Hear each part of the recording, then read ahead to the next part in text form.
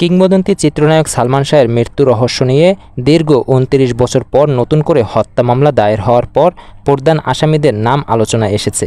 সালমান শাহ হত্যাকাণ্ড মামলায় আবারও নতুন করে সামনে এলো। প্রধান আসামিদের তালিকা ও তথ্য জেনে নেওয়া যাক এই ভিডিওর মাধ্যমে। যারা আমাদের চ্যানেলে নতুন আসছেন প্লিজ চ্যানেলটি সাবস্ক্রাইব করুন এবং পাশে লাইক বাটনে একটি লাইক দিন। সালমান শাহের মামা মোহাম্মদ আলমগীর কর্তৃক দায়ের করা এই মামলায় মোট ১১ জনকে আসামি করা হয়েছে।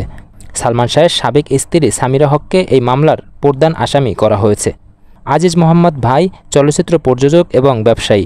তার নাম শুরু থেকেই এই হত্যাকাণ্ডের সঙ্গে আলোচিত হয়েছে। লতিফা হক লুসি সামিরার মা অর্থাৎ সালমান শাহের শাশুড়ি।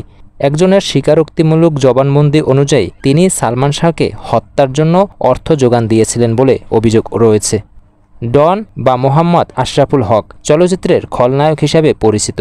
এছাড়াও মামলার অন্যান্য আসামিরা হলেন ডেভিড, জাবেদ, ফারুক, রুবি সামিরার আত্মীয়, যিনি মায়াফেয়ার বিউটি পার্লার চালাতেন বলে জানা যায়।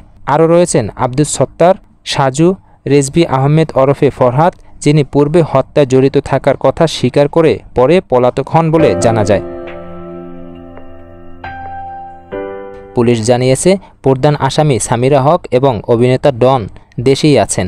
আসামিদের দেশ ত্যাগ ঠেকাতে ইতিমধ্যে ইমিগ্রেশন কর্তৃপক্ষকে তথ্য পাঠানো হয়েছে এবং আদালত কর্তৃক তাদের উপর ভ্রমণ নিষেধাজ্ঞা জারি করা হয়েছে। এই মামলায় পুলিশের অপরাধ তদন্ত বিভাগ সিআইডি পূর্বে এটিকে আত্মহত্যা বলে চূড়ান্ত প্রতিবেদন দিলেও সর্বশেষ আদালতের নির্দেশনায় এটিকে পরিকল্পিত হত্যা হিসেবে গণ্য করে নতুন করে তদন্ত শুরু হয়েছে। অভিনয় জগতে অল্প সময়ই রোমান্টিক হিরো হিসেবে তুমুল জনপ্রিয়তা পান সালমান শাহ। ৯০ দশকে তিনি ছিলেন চলচ্চিত্রের সবচেয়ে চাহিদাসম্পন্ন সুপারস্টার।